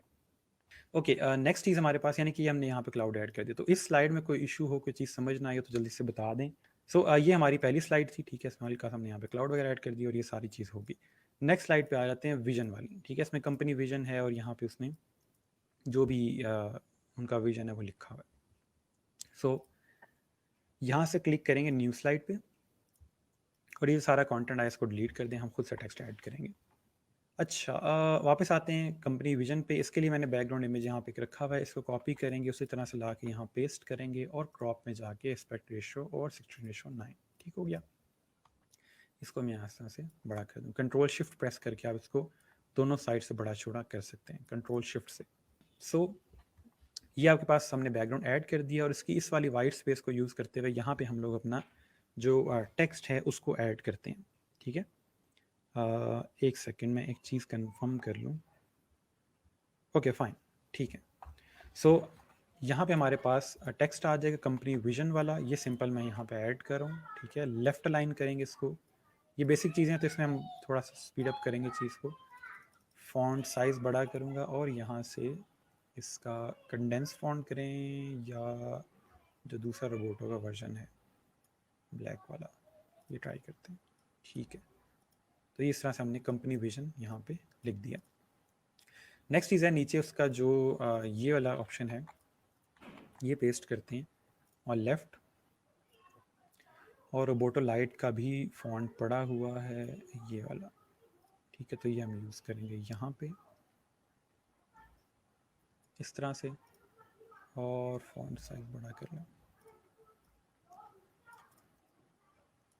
दोनों को ग्रुप किया और फॉर्मेट अलाइन और मिड, ठीक हो गया, इस तरह से आ जाएगा। अनग्रुप कर लें अब। अच्छा जी, ठीक हो गया, तो ये हमने यहाँ पे चीज़ें ऐड की। अभी और चीज़ें ऐड करते हैं, इसके लिए मैं आपको करवाता हूँ, एक सेकेंड। सो ये हमारे पास आ जाती है जी सेकंड स्लाइड। अब इस स्लाइड में थोड़ा सा इशू ये है कि इसमें रेड कलर नहीं है, वो रेड कलर हमें यहाँ पे ऐड करना होगा किसी तरह से, ठीक है। एक तो ऑप्शन ये कि मैं इसका टेक्स्ट जो है ये रेड कर दूँ, क्योंकि ये जो यूट्यूब का रेड है ये हमें चाहिए। मैं इसको कॉपी करता हूँ यहाँ से, यहाँ ला के पेस्ट करता हूँ, ठीक है, क्योंकि ये रेड हमने एग्जैक्ट इसमें करना है। मैं आपको दिखाता हूँ कि ये रेड कैसा लगेगा और होगा किस तरह से। आप सिंपल अपने टेक्स्ट को सिलेक्ट करोगे, ठीक है, यहाँ जाते हो टेक्स्ट में और ये आई ड्रॉपर दिया हुआ इसने, इस पर क्लिक करेंगे और यहाँ से आप अपना रेड कलर सेलेक्ट करते हो, तो ये बड़ा कंट्रास्ट अच्छा नहीं लग रहा क्योंकि मिक्स हो रहा है इसके साथ, ठीक है। तो वो रेड इसके साथ नहीं बैठेगा, इसको हम ब्लैक ही रहने देते हैं, ठीक है। और दूसरी चीज़ कि जो हमने रेड यहाँ पे सेलेक्ट किया था उसने खुद रिसेंट कलर्स में यहाँ पे ऐड कर दिया, तो हमें बार बार अपना आई ड्रॉपर सेलेक्ट करने की ज़रूरत नहीं है। अच्छा, एक चीज़ कि हम यहाँ पे अपना जो लोगो है वो ऐड कर सकते हैं बॉटम पे, और उसके साथ मसला ये कि हमारा जो लोगो है वो है जी ब्लैक में और इसका जो स्लीव है वो भी ब्लैक है, तो दोनों चीज़ मिक्स हो रही हैं। अब इसको कैसे चेंज करेंगे ये मैं आपको अभी ही करवा देता हूँ। थोड़ी सी डिफरेंट चीज़ें लेकिन कर लें कि एटलीस्ट कोई मुश्किल चीज़ भी हम साथ करें। इसकी मैं कॉपी क्रिएट कर रहा हूँ, पहले मैं करके दिखाता हूँ फिर बताऊँगा कि हुआ क्या, ठीक है। कॉपी क्रिएट की, राइट क्लिक किया, फॉर्मेट पिक्चर में गए, यहाँ से पिक्चर की सेटिंग में जाएंगे, पिक्चर करेक्शन में गए, ब्राइटनेस फुल कर दी, इसको ला के प्लेस किया इसके ऊपर, यहाँ से क्रॉप में गए और वापस इसमें जूम इन करके इसको हाफ क्रॉप किया और इसको दोनों को ग्रुप कर दिया, और अब की बार जब मैं वापस जाऊँगा तो ये बिल्कुल वाइट में इसके साथ आ जाएगा। अब ये हुआ क्या है, ये हमने क्या किया है, इस पे ज़रा वापस आते हैं। अच्छा, सवाल ये था कि हमने क्या किया, वापस आते हैं। मैं यहाँ से लेके आया एक लोगो, आई होप यहाँ तक आपको चीज़ पता होगी, ठीक है जी। मैंने इसकी कॉपी क्रिएट की इस तरह से, ठीक है। और अब मैं क्या कर रहा हूँ, मुझे इशू ये फेस आ रहा है कि इसका जो यूट्यूब लिखा हुआ है ये जो है वाइट नहीं है, ठीक है, क्योंकि ये स्लीव इसका ब्लैक है तो ये ब्लैक है, तो ये पढ़ा नहीं जा रहा। तो थोड़ा सा हम ट्रिक यूज़ करते हुए इसको वाइट करेंगे, बजाय इसके मैं क्लाइंट को मैसेज करूँगा वो सर जी आपने जो लोगो सेंड कर दिया तो ख़राब है, उसमें तो वाइट वर्जन ही नहीं, मुझे वाइट वर्जन सेंड कर, मैं तो आगे काम ही नहीं कर रहा, हमें एक दिन एक्स्ट्रा चाहिए होगा क्योंकि आपने लोगो लेट सेंड किए। तो ये सब कुछ नहीं करना जो कि अक्सर लोग करते हैं, हम खुद इसका हल निकाल लेंगे, ठीक है। तो हम क्या करेंगे कि हम सिंपल ये जो हमने लोगो की कॉपी क्रिएट की है इस पर राइट क्लिक करेंगे और फॉर्मेट पिक्चर में जाएंगे, यहाँ पे ऑप्शन दिया फॉर्मेट पिक्चर का, इस पर क्लिक करेंगे, यहाँ पे ऑप्शन आ रहे हैं फॉर्मेटिंग के, क्लिक किया इस पर, ये पिक्चर करेक्शन का ऑप्शन होगा आपके पास, इसको ओपन करेंगे, ये ऑप्शन दिया ब्राइटनेस का, मैं आपको पहले दिन से बता रहा हूँ कि जब ब्राइटनेस फुल करते हैं किसी चीज़ की तो बिल्कुल वाइट हो जाती है, ठीक है। आप में से अक्सर लड़के जो हैं मेरे तरह के वो जानते होंगे कि ब्राइटनेस ज़्यादा करने से चीज़ वाइट हो जाती है, ठीक है। तो अब इसको हमने सिंपल यहाँ से ब्राइटनेस फुल की और वाइट हो गई, और सिंपल हम इसको वापस ला के अपने लोगो प्लेस करेंगे, ठीक है। और ये जो बटन वाला एरिया है इसको मैं क्रॉप कर दूंगा, ठीक है, इतना, ताकि वो जो बटन वाला एरिया है वो रेड ही रहे। और अब इन दोनों को मैं ग्रुप कर रहा हूँ ताकि ये एक ऑब्जेक्ट की तरह डील हो। हमने क्या किया था कि हमने ये वाला एरिया जस्ट वाइट किया और उसको बिल्कुल एग्जैक्ट इस पर प्लेस किया, और अब इन दोनों को मैं ग्रुप कर रहा हूँ और ये इससे वापस ला के इधर प्लेस कर देंगे, ठीक हो गया। तो ये हमारी जो है एक और स्लाइड रेडी हो गई है, लेकिन I am not satisfied here, अभी स्टिल इसमें हम और चीज़ भी ऐड करते हैं ताकि मैं आपको वो भी करवा दूँ। अच्छा, अब यहाँ पे ये जो हमारे पास इसने कैमरा पकड़ा हुआ है, एक स्टूडेंट का कहना ये है कि उनको ये वाला कलर अच्छा नहीं लगा, हम ट्राई करते हैं कि हम ये कलर अगर रिमूव कर सकें, तो पावर पॉइंट आप में उसकी आपकी हेल्प करेगा और आपका ये कलर जो है वो रिमूव करना सिखाएगा कैसे करते हैं। मैं इसकी डुप्लीकेट क्रिएट कर रहा हूँ यहाँ से ताकि ये स्लाइड की कॉपी क्रिएट हो जाए, ठीक है। और अब मैं ट्राई करता हूँ कि अगर ये होता है या नहीं होता, अगर हो गया तो फिर आपको सिखा दूँगा कैसे होगा, ना हुआ तो फिर हम इसको एक्सक्यूज़ कर देंगे। एक सेकेंड, मैं इसकी कॉपी क्रिएट कर रहा हूँ, फॉर्मेट में जाके कलर, और किसी हद तक हो जाता है लेकिन किसी हद तक नहीं भी होता, तो यहाँ पे हम क्रिएट करते हैं, नहीं ये इसके जो है निशान छोड़ रहे हैं। करते क्या है हम इसके अंदर कि मैं किसी भी इमेज को सिलेक्ट करके कलर में जाऊँगा, फॉर्मेट में जाके कलर में, और एक कलर को मैं ट्रांसपेरेंट कर सकता हूँ। यहाँ पे इसने ऑप्शन दी हुई है सेट ट्रांसपेरेंट कलर, इस पर मैं क्लिक करूँगा तो जो भी कलर मैं सिलेक्ट करूँगा वो उसको ट्रांसपेरेंट कर देगा। फॉर एग्जाम्पल मैं यहाँ पे क्लिक करता हूँ तो उसने उसको ट्रांसपेरेंट कर दिया, लेकिन स्टिल यहाँ पे कलर शेड चेंज हो रहा था तो वो चीज़ ट्रांसपेरेंट नहीं हुई, ठीक है। एक और ऑप्शन ये है कि फॉर्मेट में जाके यहाँ से बैकग्राउंड रिमूव करते हैं और इसको हम यहाँ से इतने एरिया सेलेक्ट करते हैं कि जिसका हमने बैकग्राउंड रिमूव करना है, जो हमारा ऑब्जेक्ट है, ठीक है। ये बॉक्स उसके इर्द गिर्द आ जाएगा और उसने सारा एरिया सेलेक्ट कर लिया, साइड पे क्लिक करेंगे तो इस तरह से एक सेकेंड, एक उसका स्लीव रह गया थोड़ा सा यहाँ से, और ये एरिया जो है ये भी रहता है, तो इसमें हम यहाँ से मार्क एरियाज टू रिमूव पे जाएंगे और यहाँ से हल्का सा इसमें लाइन क्रिएट करेंगे तो उस एरिया को भी रिमूव कर देगा। और भी देख लें अगर आपको कहीं पे कोई जगह नज़र आए तो उसको भी हम यहाँ से रिमूव कर सकते हैं,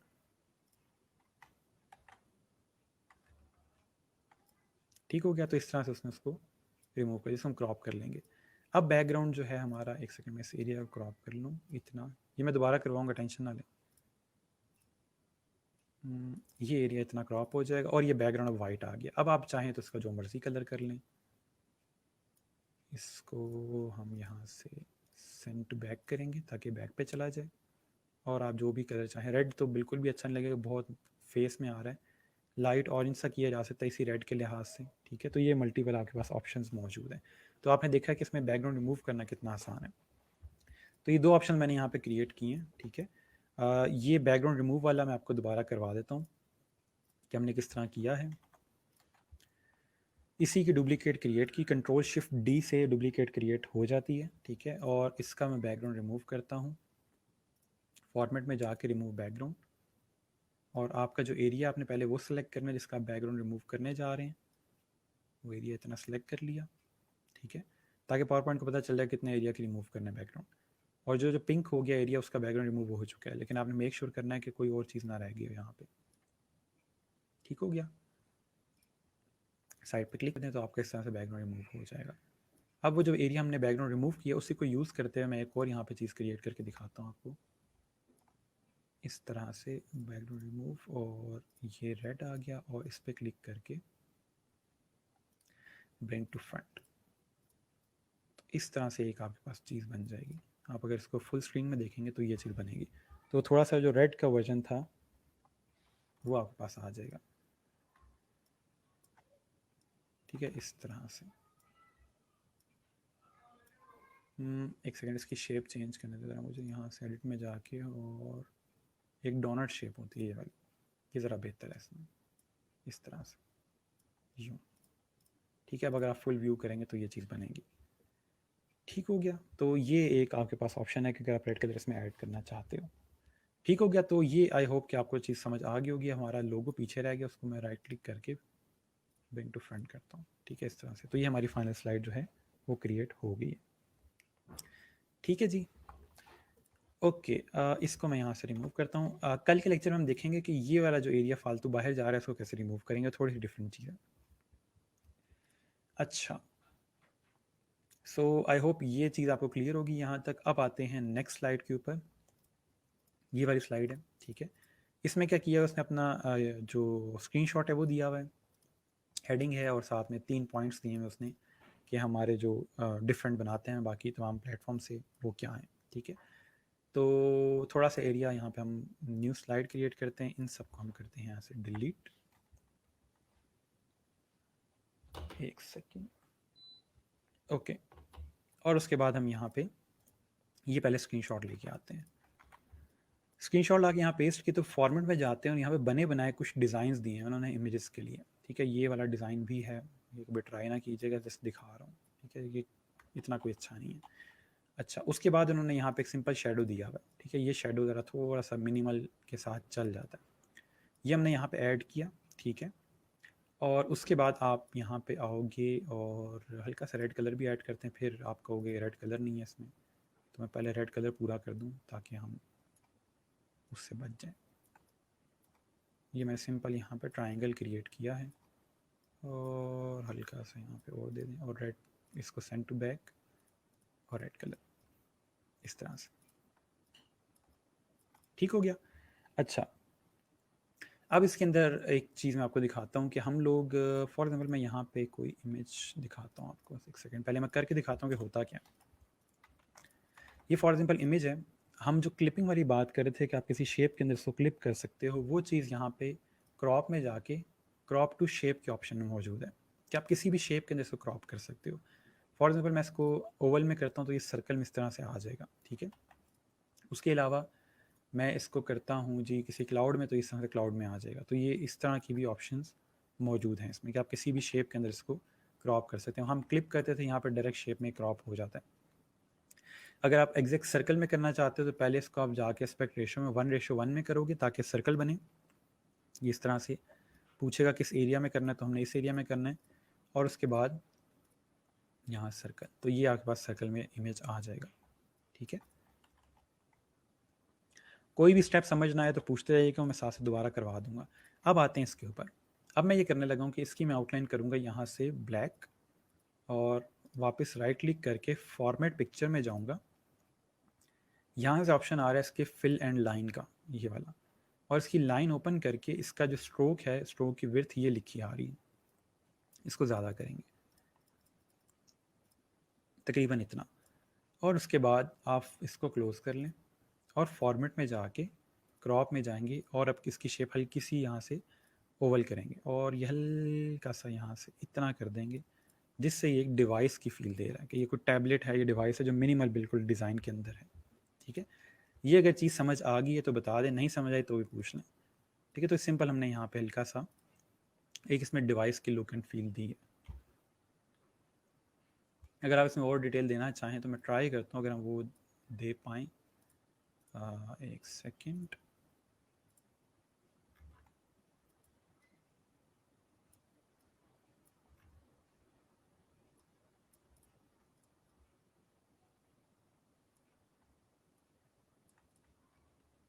ये इस तरह से बन जाएगा, इसको ग्रुप कर लें, ठीक है। तो ये आपके पास एक वो डिवाइस की लुक एंड फील आ जाएगी कि ये किसी डिवाइस के अंदर उन्होंने अपनी जो वेबसाइट है वो दिखाई हुई है। कोई भी चीज़ समझ ना आए, कुछ भी जो स्टेप है वो समझ नहीं आता तो फ़ौरन पूछा मेरे से। मैं तब तक यहाँ बाकी टेक्स्ट ऐड करता हूँ। Simple main features of YouTube ला के पेस्ट किया यहाँ पे, और इसको यहाँ से हम वही लेफ़्ट अलाइन और इसको रेड कलर दे के हाँ बल्कि ब्लैक ही करते हैं, और ये भी अपर केस में ही आएगा जस्ट लाइक बाकी हेडलाइंस इस तरह से। ठीक हो गया। और उसके बाद आपके पास ये नीचे टेक्स्ट है, इसको मैं पहले ला के यहाँ पेस्ट कर रहा हूँ। और अच्छा, अब ये जो टेक्स्ट हम यहाँ पे 3 ला रहे हैं, इनके साथ हमने आइकन्स ऐड करने हैं। तो पहले जो सबसे लंबा टेक्स्ट है हमेशा उसको लेके जाते हैं, ताकि अगर वो पूरा आ जाएगा तो फिर बाकी सारे जो हैं वो भी फिट आ जाएंगे।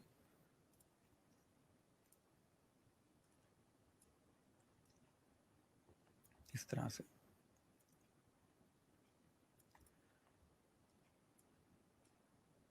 ठीक हो गया। और उसके बाद यहाँ पे आप सर्कल्स क्रिएट कर दोगे छोटे छोटे से।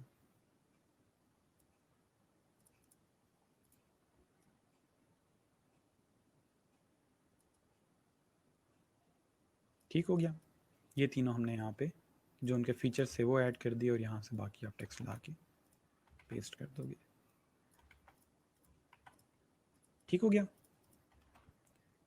ये देखिएगा कि सिंपल मैं यहाँ पे न्यू स्लाइड ऐड करता हूँ। ठीक है, और ये कॉपी किया इमेज, जस्ट इमेज यहाँ पे आ गया। और उसके बाद मैंने यहाँ पे क्रॉप में जाके पहले इसको 1:1 किया, क्योंकि सर्कल की विड्थ और हाइट सेम होती है, तो पहले हम इसको 1:1 में करेंगे। ठीक है, वो पूछा कि आपने कौन सा जो इमेज का पार्ट है वो दिखाना है, वो मैंने ये वाला सेलेक्ट कर लिया। तो इस तरह से स्क्वायर में मेरे पास आ जाएगा। अब इसकी शेप चेंज करनी है, क्रॉप में जाएंगे, क्रॉप टू शेप, और ये सर्कल। ठीक है, इस पर क्लिक करूँगा तो ये सर्कल में हमारे पास इमेज आ जाएगा। इसका आप छोटा कर लें साइज़, तो इस तरह से ये सर्कल में आ जाएगा। ठीक है, सिंपल क्रॉप में जाके यहाँ से और राउंड। उसके अलावा और भी आप चेक कर सकते हो, कोई भी शेप ये इस तरह से हो सकती है। ओके, ठीक हो गया। तो ये हमारे पास यहाँ पे स्लाइड आ गई है। इसके अंदर मैं थोड़ा सा यहाँ पे इसको ज़रा बैलेंस कर लेता हूँ इस तरह से। ठीक हो गया। सो ये हमारे पास आ जाएगी। इसको मैं चेक कर लूँ कि ये अलाइन टू मिड हो, और इनको भी ग्रुप करके अलाइन टू मिड। ठीक हो गया। इनमें भी आइकन ऐड नहीं करें, ताकि हम पहले बाकी स्लाइड्स कंप्लीट कर लें, फिर मैं आइकन ऐड करवाता हूँ। आइकन जो हैं वो थोड़ी डिफरेंट चीज़ हैं, तो वो भी हम कर लेंगे, वो कोई मसला नहीं है। अच्छा जी, उसके बाद यहाँ पे टीम स्लाइड है। अब मैं थोड़ा सा स्पीड अप करूँगा चीज़ को, क्योंकि वही सब कुछ यूज़ कर रहा हूँ जब हमने पढ़ा हुआ है। बीच में कोई और चीज़ आएगी तो मैं बता दूँगा। सिंपल यहाँ से हम इसके लिए इमेज ले आते हैं, ये वाला ऑफिस का इमेज है इनका, यूट्यूब का ही ऑफिस है। और यहाँ से इसको बड़ा कर लेते हैं। अब देखिएगा कि हम ओवरले ऐड करने लगे हैं, क्योंकि अक्सर बच्चे पूछते थे कि ओवरले कैसे ऐड करते हैं, तो ये वो चीज़ है। यहाँ पे क्लिक किया, रेक्टेंगल लेके आया, पूरी स्लाइड के ऊपर इस तरह से मैंने क्रिएट कर दिया। ठीक हो गया। आउटलाइन ख़त्म कर देंगे इमेज की, इसकी शेप की, और शेप का कलर कर देंगे डार्क। ठीक हो गया। राइट क्लिक करेंगे, फॉर्मेट शेप में जाएंगे। इसकी जो ओवरले हमने क्रिएट किया, जो डार्क ऊपर रेक्टेंगल क्रिएट किया, उसके ऊपर राइट क्लिक करके फॉर्मेट शेप। और यहाँ पे ऑप्शन आ रहा है ट्रांसपेरेंट का। ये आप जब यहाँ पे कलरिंग में जाओगे, फिल में जाओगे, तो सॉलिड फिल के नीचे आपका ट्रांसपेरेंट का ऑप्शन आ रहा है। इसको आप कम करोगे, ज़्यादा करोगे, तो इस तरह से जस्ट लाइक ओपेसिटी ये इसके अंदर इस तरह से क्रिएट कर देगा। ठीक हो गया। और उसके बाद आप यहाँ पे, ये हमारा कितना है, एक सेकेंड, मुझे साइज़ चेक करने थे हमारी हेडिंग्स का। ये 40 है और ये 32 है। इसको हम 40 पे नहीं लेके जा सकते, दैट्स फाइन, कोई मसला नहीं है।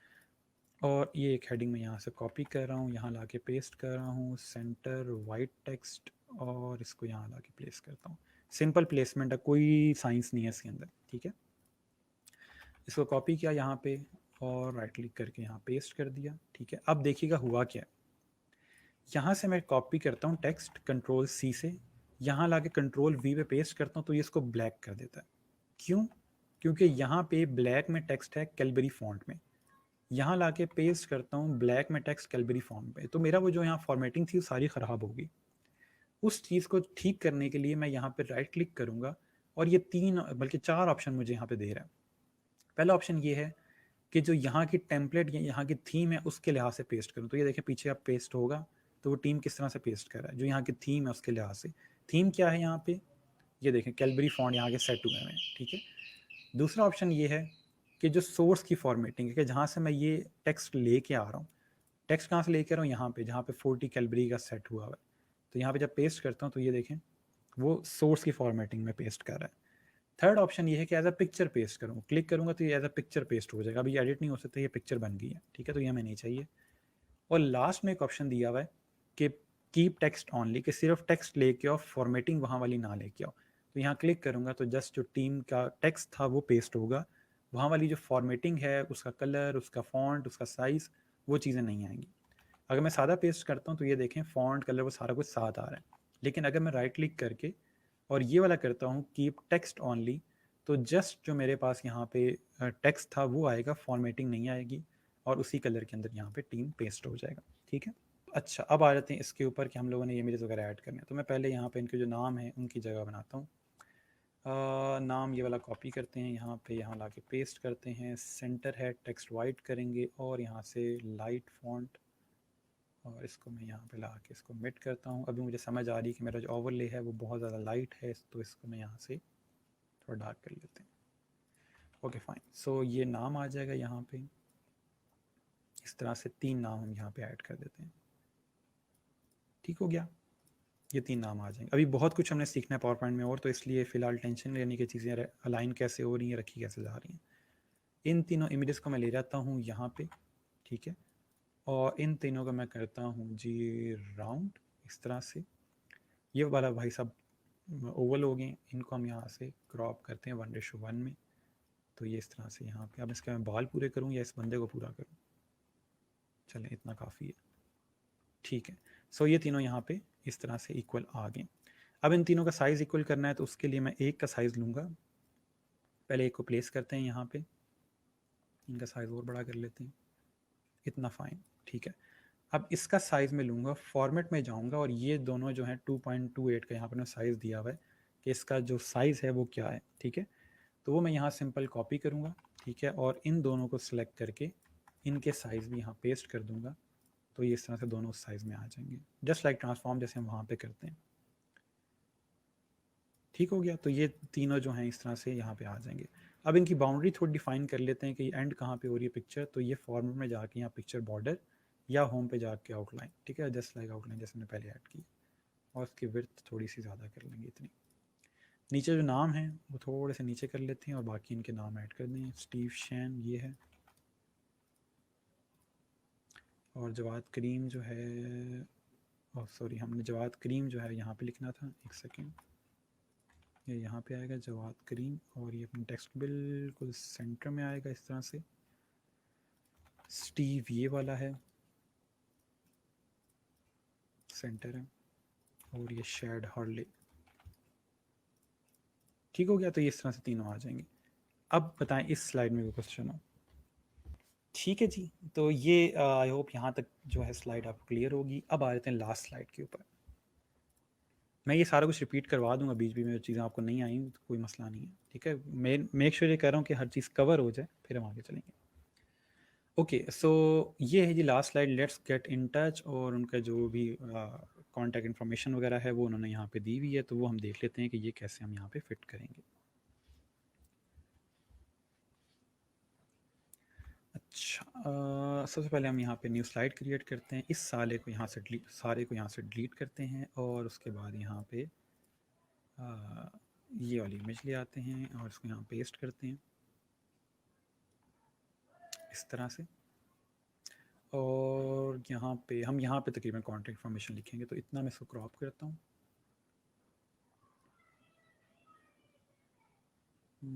इतना ठीक है। और उसके बाद ये वाला टेक्स्ट लेके आता हूँ यहाँ पे, और इसको कॉपी किया, लेट्स गेट इन टच को यहाँ से इस तरह से, और अपर केस में लिखेंगे इसको इस तरह से, सेंटर, और ये आ जाएगा इधर। ठीक हो गया। अच्छा, हाँ ठीक है। और उसके बाद यहाँ पे हम लोग सर्कल्स ऐड करेंगे इस तरह से, बिल्कुल सेंटर में रेड कलर में, और आउटलाइन फ़िलहाल रिमूव कर रहा हूँ, और 3 सर्कल ऐड करेंगे, ठीक है, यूँ। और उसके बाद आपका जो टेक्स्ट है इसको कॉपी करके मैं नोट पैड में लेके जा रहा हूँ, और ये वाला जो एड्रेस है इसको कर लें आप यहाँ से रोबोटो लाइट, और ये आ जाएगा इस तरह से, थोड़ा इसको बाहर करें, ठीक है। अच्छा, और उसके बाद यहाँ पे एक कॉपी और एक यहाँ पे कॉपी, उसके बाद ये वाला जो टेक्स्ट है इसको ले आए यहाँ पे, और ये वाला टेक्स्ट आ जाएगा यहाँ पे। इनको भी अपर केस करने चाहें तो ठीक हो गया, और ये आ जाएगा यहाँ पे। अच्छा, अब ये तीनों सिंपल टेक्स्ट यहाँ मैंने प्लेस किया, कोई साइंस नहीं है इसमें। ये जो चीज़ें मैंने यहाँ पे ऐड की हैं ये कोई बहुत ख़ास नहीं लग रही, ठीक है। इनको थोड़ा सा हम बेहतर कर सकते हैं, थोड़ा और कनेक्शन क्रिएट कर सकते हैं इसके साथ। तो ये मैं सिंपल तीनों को सिलेक्ट कर रहा हूँ और यहाँ से इनका आउटलाइन कर रहा हूँ वाइट, और इसकी विड्थ और इंक्रीज़ करके इस तरह से। अब ये फील आ रही है कि ये कट हो के इसमें से बाहर निकल रहे हैं। चाहें तो आप इनकी और विड्थ ज़्यादा कर सकते हैं फॉर्मेट ऑब्जेक्ट में जाके, और यहाँ से विड्थ आ रही है, ठीक है, लाइन की, ये इस तरह से आ जाएगी। ठीक हो गया। तो ये आपके लास्ट स्लाइड जो है वो इस तरह क्रिएट हो जाएगी कि आपका एक इमेज भी आ जाएगा साथ में, और ये आपके पास यहाँ से जो आइकन्स के लिए जगह है वो भी बन जाएगी। ठीक हो गया, यहाँ तक क्वेश्चन बता दें। अच्छा जी, उसके बाद हमारे पास ये वाला इशू था कि ये वाले हमें दोबारा करवा दें। मैं आपको एक दफ़ा दोबारा करवा देता हूँ कि डोनट वगैरह हमने कैसे बनाया। ये सिंपल इमेज है बैकग्राउंड पे, इसकी मैंने कॉपी क्रिएट की है, ठीक है। और उसके बाद मैं फॉर्मेट पे गया हूँ और यहाँ से रिमूव बैकग्राउंड इस पर क्लिक किया। अभी उसने खुद से एक एरिया सेलेक्ट कर लिया और मैं उसको बताना चाह रहा हूँ कि नहीं, ये वो एरिया नहीं है, मुझे एग्जैक्ट ये वाला ऑब्जेक्ट चाहिए।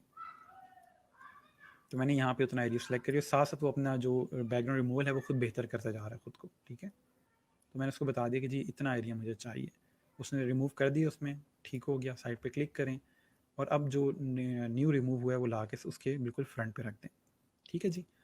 नेक्स्ट आप यहाँ से जाओगे और डोनट वाली शेप क्रिएट करोगे इस तरह से, ठीक है, और इसका आउटलाइन रिमूव कर दें और इसका कलर जो है वो आप यहाँ से रेड कर दोगे, ठीक हो गया।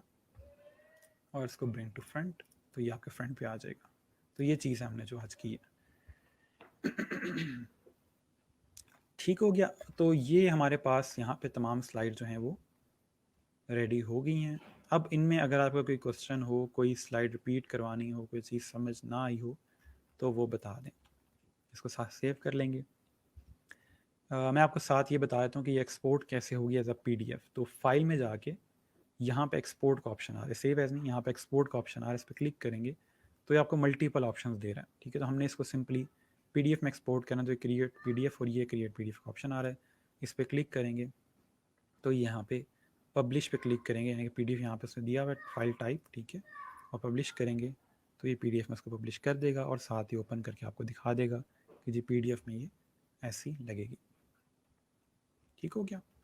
कल के लेक्चर में हम इंशाल्लाह इसके अंदर जो है ये वाला जो एरिया है फालतू इसको कट करेंगे, उसके अलावा इनके अंदर आइकन्स ऐड करेंगे, ठीक है, यहाँ पे, और इसके अलावा हम लोग एनिमेशंस वगैरह, ट्रांजिशंस वगैरह वो सारा कुछ ऐड करेंगे, ठीक है। तो ये हमारे कल के लेक्चर की चीज़ें हैं। फिलहाल मैं आपको दिखा देता हूँ कि इसके अंदर हम लोग फ़ॉन्ट कैसे एम्बेड करते हैं। मैंने आपको कहा था कि मुझे बताइएगा फ़ॉन्ट कैसे एम्बेड करना है। मैंने आपको 3 चीज़ें बल्कि 2 चीज़ें लिखवाई थी कि आपने मुझे याद करवानी है। एक थी इलस्ट्रेटर से पावरपॉइंट में कैसे चीज़ लेके आनी है, ठीक है। उसके अलावा जो हमारे पास फ़ॉन्ट एम्बेड वाला है वो चीज़, और तीसरी एक और लिख लें कि पावरपॉइंट का गिग कैसे क्रिएट करना है, यानी क्या क्या चीज़ें उसमें होती हैं। तो वो 3 चीज़ें आप कर लें अपने पास, ठीक है। तो अभी मैं आपको करवा देता हूँ कि फ़ॉन्ट कैसे एम्बेड करते हैं। फ़ॉन्ट एम्बेड करने के लिए सिंपल आप जाओगे फाइल में, ठीक है, जिस फाइल में आपने फ़ॉन्ट एम्बेड करना है।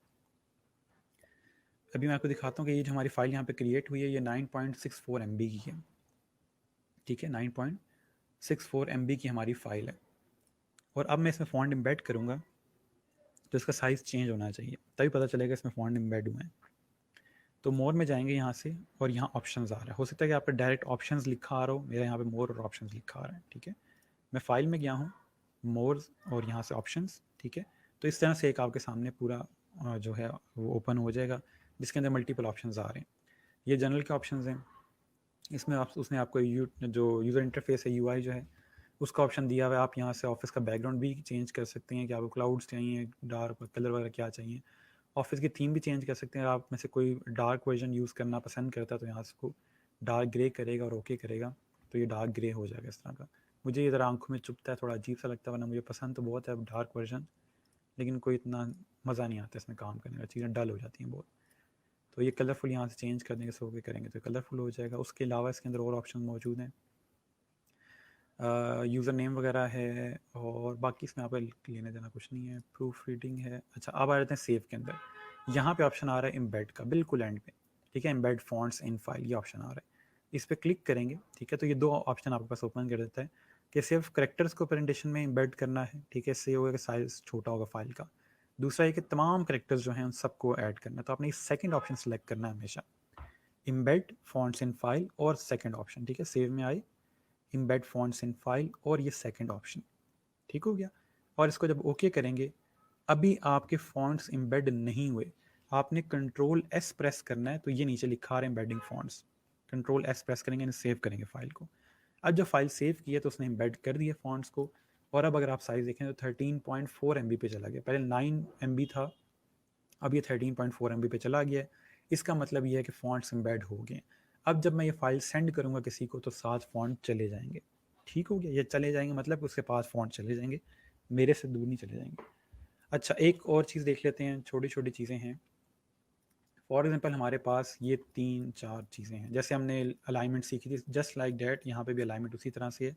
इन सबको सिलेक्ट किया, अलाइन में गए, अलाइन टू मिड, सारे आपस में मिड अलाइन हो जाएंगे, और अलाइन हॉरिजॉन्टली या डिस्ट्रीब्यूट हॉरिजॉन्टली, इस पर क्लिक करेंगे तो ये सारे हॉरिजॉन्टली डिस्ट्रीब्यूट हो जाएंगे। तो ये अलाइन को उसने ऑप्शन दिया हुआ है यहाँ पे, ठीक है। तो इसी तरह से अलाइन टू स्लाइड भी अगर आपने करना है तो वो भी ऑप्शन इसी तरह आएगा, अलाइन टू मिड, या आपकी जो स्लाइड उसके मिड में अलाइन हो जाएंगे, और आपकी स्लाइड पर हॉरिजॉन्टली अलाइन हो जाएंगे, वर्टिकली अलाइन हो जाएंगे। अभी सारे जो हो रहे हैं अलाइन टू स्लाइड हो रहे हैं। अलाइन टू ऑब्जेक्ट करेंगे तो ये ऑब्जेक्ट के लिहाज से अभी वर्टिकली क्योंकि हो नहीं सकते, क्योंकि सारे एक ही विड्थ में पड़े हुए हैं, ठीक है जी। तो ये आपके पास डिफरेंट चीज़ें हैं। अच्छा जी, इमेज डिफरेंट शेप में करना बता दें। इमेज डिफरेंट शेप में मैंने आपको बताया कि यहाँ पे फॉर एग्जांपल हमारे पास एक इमेज है, ठीक है। इस इमेज की अगर हम शेप चेंज करना चाहते हैं तो ये क्रॉप में जाएंगे और ये क्रॉप टू शेप आ रहा है। जो भी आपने इसको सेट करना है ये उस तरह से उसमें हो जाएगा। फॉर एग्जांपल मैं इसको इस तरह करता हूँ तो ये इस शेप के अंदर मेरा इमेज आ जाएगा। इसमें अच्छी बात यह है कि ये बैकग्राउंड नहीं रखता, वो वाइट बैकग्राउंड या ट्रांसपेरेंट में ही रहता है। तो ये अच्छी बात है कि आपका वाइट बैकग्राउंड नहीं आता इस तरह से, ठीक है। तो ये एक चीज़ है। और एक और प्लस चीज़ आपको बता देता हूँ। फॉर एग्जांपल हमने जो चीज़ पढ़ी थी वो यूज़ कहाँ पे होती है, जो अभी हमने एक चीज़ देखी है। फॉर एग्जांपल मेरे पास यहाँ पे, बल्कि इसको फुल स्क्रीन कर देते हैं, ये बैकग्राउंड है, देखिए बड़ा अजीब सा लग रहा है, इसको थोड़ा सा लाइट कर लेते हैं। ये बैकग्राउंड है, ठीक है। और मेरे पास जो, एक सेकंड मैं आपको पहले तैयार कर लूँ उस चीज़ के लिए, फिर आपको बताता हूँ कि हुआ क्या। फॉर एग्जाम्पल क्लाइंट ने मुझे लोगो दिया और उसका वाइट बैकग्राउंड है, मुझे लगाना है बैकग्राउंड यहाँ पे, यानी कि लोगो लगाना है यहाँ पे, और ये वाइट बैकग्राउंड है। अब मैं क्या करूँ सर जी, वो तो बैकग्राउंड ही नहीं है, तो क्लाइंट आप प्लीज़ मुझे ट्रांसपेरेंट बैकग्राउंड दे दें, मेरा डिज़ाइन अफेक्ट हो रहा है, मुझे यहाँ पे लगाना था वो नहीं लग रहा उसके अंदर, तो ये ट्रांसपेरेंट बैकग्राउंड चाहिए मुझे। क्लाइंट कहता है मेरे पास ट्रांसपेरेंट नहीं है, जो होता है कर लो। तो आप टेंशन लेते हैं और आपका डिज़ाइन अफेक्ट होता है। तो इससे कैसे बचा जा सकता है कि हम लोग ये वाइट बैकग्राउंड जो है हमारे लोगों का, ये कैसे ख़त्म करेंगे, तो वो देख लें। सिंपल, हम यहाँ से सिलेक्ट करेंगे अपने लोगों को, फॉर्मेट में जाएंगे यहाँ से, और ये कलर वाला ऑप्शन और सेम वही सेट ट्रांसपेरेंसी, इस पर क्लिक करेंगे, और जिस चीज़ को हमने ट्रांसपेरेंट करना, हमने ये वाइट कलर ट्रांसपेरेंट करना है, मैं इस पर क्लिक करूँगा तो डेट्स इट, हमारा कलर वाइट हो गया, सॉरी ट्रांसपेरेंट हो गया। तो ये आपका कलर जो है उस तरह से ट्रांसपेरेंट कर देगा। अब आपका लोगो बिल्कुल ट्रांसपेरेंट हो गया। तो ये एक मेथड है, ठीक है। सिंपल, आपके पास जो भी लोगो है वाइट ट्रांसपेरेंट वाइट बैकग्राउंड के साथ, आप सिंपल फॉर्मेट में जाओगे, कलर में जाओगे, और ये सेट ट्रांसपेरेंट कलर, टाटा, ठीक है। तो ये टोटल चीज़ है।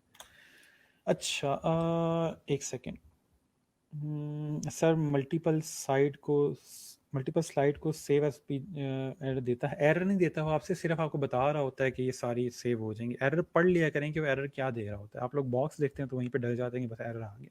वो आपको क्या होता है कि सारी जो स्लाइड हैं वो अलग फोल्डर में सेव होंगी। आई होप फिर यहाँ तक आप लोगों को चीज़ें समझ आ गई होंगी जो हम लोगों ने पढ़ी हैं, ठीक है। ये तमाम चीज़ें कोशिश करें आप लोग आज प्रैक्टिस भी करें। मैं इसको फाइनल टच दे दूँ। हम लोगों ने यहाँ पे लोगो यूज़ किया है और यहाँ लोगो नहीं यूज़ किया, इधर भी लोगो ऐड कर लेते हैं उसी तरह से, और सेम तरह से यहाँ पे भी लोगो आ जाएगा।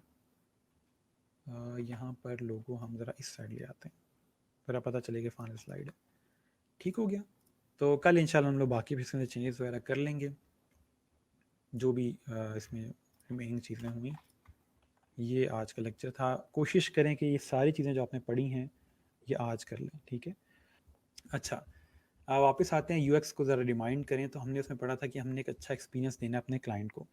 एक उसमें पॉइंट ये लिखा हुआ था, जो टिप्स मैंने आपको कही थी, मुझे नहीं लगता कि 3-4 बच्चों से भी ज़्यादा किसी ने पढ़ी होंगी। वो बात वही है कि कौन किसकी बात रखता है।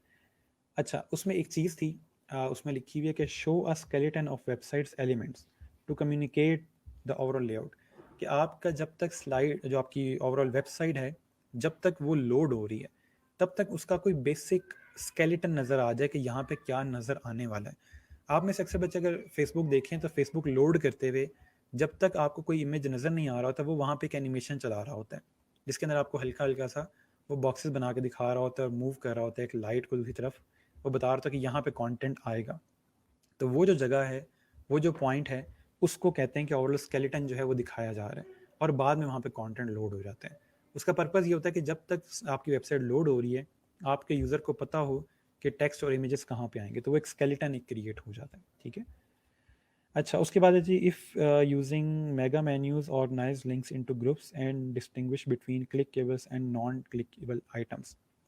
अगर आप लोग for example mega menu use करें, मेगा मेन्यू का मतलब ये होता है कुछ वेबसाइट्स के ऊपर जो मेन्यूज़ होते हैं वो पूरे वेबसाइट के ऊपर आ जाते हैं या पूरी स्क्रीन के ऊपर आ जाते हैं। यहाँ फॉर एग्जांपल अगर हम दराज देखते हैं, तो आई गेस दराज का जो मेन्यू है वो माइट भी पूरी स्क्रीन के ऊपर आ जाए या ना आए। नहीं, इनका इस तरह से पूरी स्क्रीन पे नहीं आता।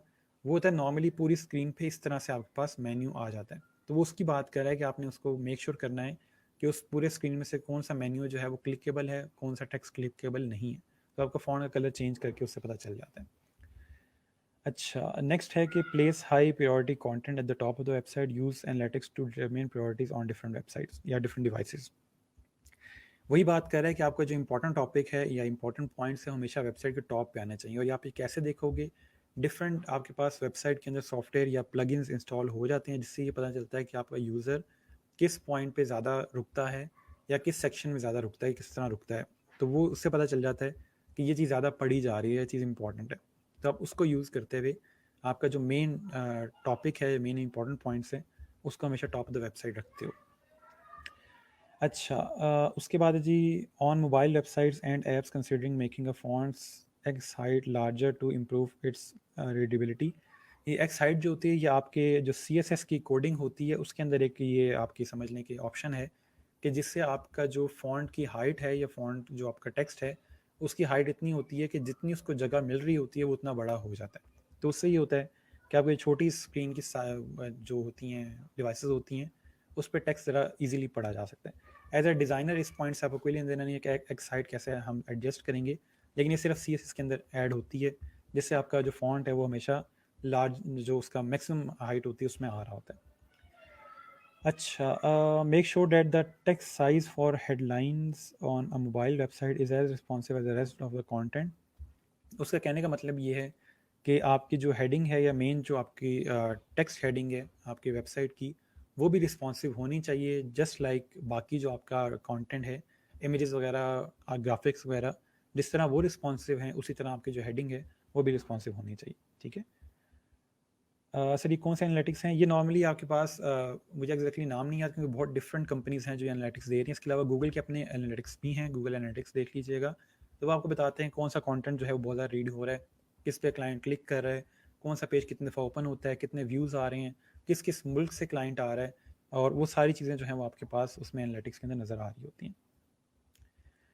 अच्छा जी, और पैडिंग क्या होती है वेबसाइट में? गुड, ये एक अच्छा क्वेश्चन है कि पैडिंग क्या होती है वेबसाइट की। मैं आपको दिखा देता हूँ।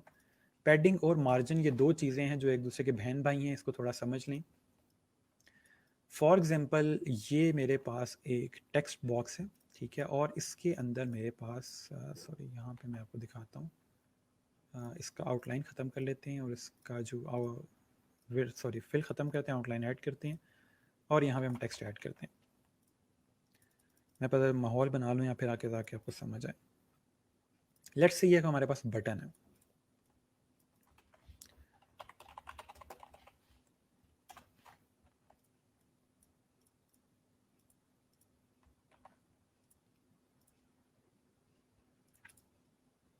ठीक हो गया।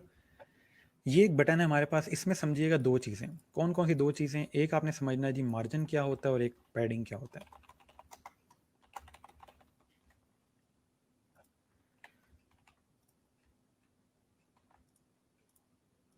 ठीक है।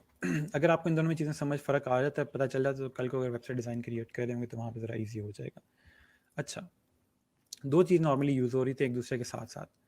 पैडिंग का मतलब ये है कि इस टेक्स्ट के अंदर, ये जो आपका टेक्स्ट है इसमें और आपका जो आउटलाइन है, जो बाहर वाला बॉक्स है, इन दोनों में कितना डिस्टेंस है। ठीक है, ये जो डिस्टेंस है दोनों के दरमियान में, ये वाला, ये कहलाता है पैडिंग। ठीक है, ये आपकी पैडिंग है। ठीक हो गया, ये आपके पास पैडिंग आ जाएगी यहाँ पे। एक सेकेंड। अब मार्जिन क्या होता है फिर? मार्जिन ये होता है कि आपका ये वाला जो बाहर वाला बॉक्स है, इसका और इसके बाहर जो भी चीज़ है, फॉर एग्जाम्पल इसकी आउटलाइन है ये वाली सारी, ये आ जाएगा इसका मार्जिन।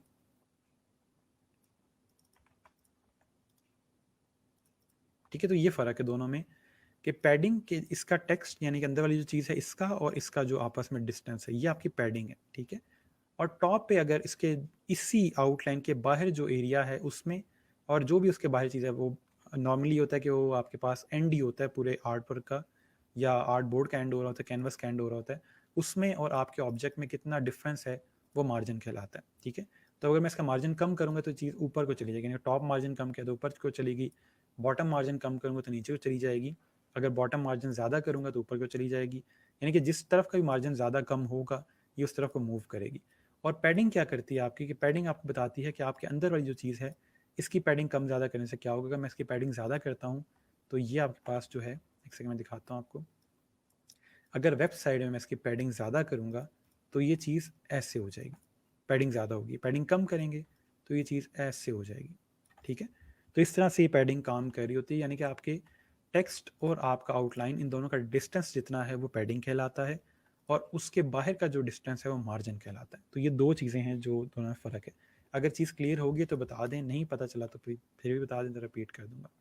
सिंपल चीज़ ये है कि पैडिंग इस टेक्स्ट का और इस बॉक्स का आपस में डिस्टेंस कितना है, यहाँ पे कितनी स्पेस है, वो पैडिंग कहलाती है। ठीक है। अच्छा the mobile navigation show the most frequent used options and hide the others under a hamburger menu. Okay, ये बड़े लोगों को इशू आता है कि हैमबर्गर मेन्यू क्या है। आप लोगों ने अक्सर मेन्यूज़ देखे होंगे वेबसाइट्स के ऊपर जो कि इस तरह के होते हैं। एक सेकंड मैं क्रिएट कर देता हूँ यहाँ पे।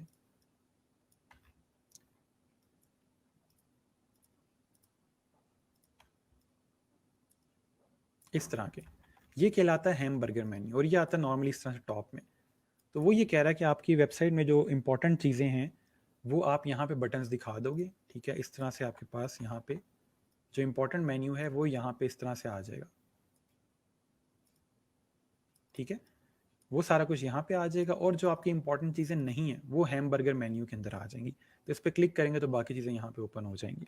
ठीक है, तो इसको कहते हैं हैमबर्गर मेन्यू, क्योंकि ये बर्गर की तरह नज़र आ रहा होता है। ओके जी, फाइन। सो आई होप कि आज की चीज़ आपको समझ आ गई होगी, और बाकी भी कोई मसला हुआ, कोई काम करते हुए कोई चीज़ समझ ना आ रही हुई तो आप मुझे इनबॉक्स कर दीजिएगा या कल के लिए रख लीजिएगा, तो कल हम उसको देख लेंगे। जो चीज़ें आज पढ़ी हैं कोशिश करें उन सारों की आज प्रैक्टिस कर लें, ताकि आपको कोई भी चीज़ मिसिंग ना हो, कोई चीज़ ऐसी ना हो जो समझ ना आई हो।